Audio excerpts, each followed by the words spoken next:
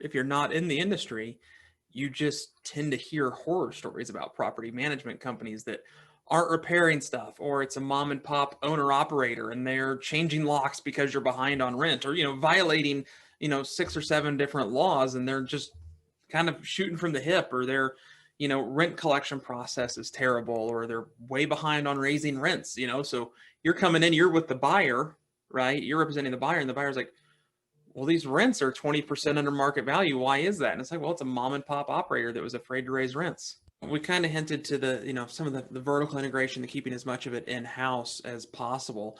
I'll just ask, I guess, my standard question, we kind of already hit it, but, what is one thing that property managers can do to professionalize and elevate the profession of property managers as a whole? To be good at their jobs. Okay. Is that a good answer? I mean, It's should simple and concise. yeah, I don't know. I mean, it's such a varied industry, man. It's just really, if you're, a lot of my people that buy in new states need recommendations to property managers. That's really tough because it's just like real estate. It's just like the industry that I am in on the residential side here in Los Angeles, right? There's really great real estate agents and there's really terrible ones.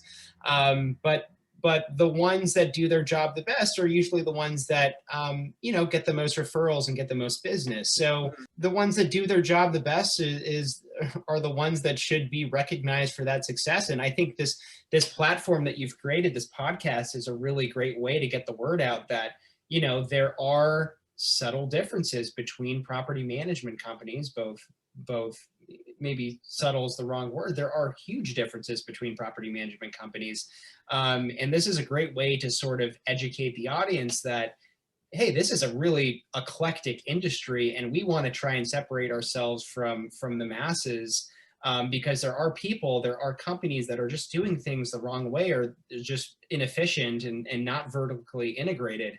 So the more that you can kind of put those sort of companies and groups of people in the spotlight, the more it's going to just elevate your industry as a whole. So I think what you're doing here, Colin, is really great. And I just wanted to kind of show you that love.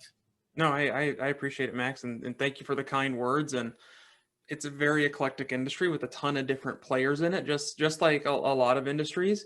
But it's one that from the very beginning, I've always felt like the bar for success and being good was set so low that it's like we could really be good at our jobs and stand out head and shoulders above a lot of other companies, because the average PM has such a bad rap, or they're just not performing well.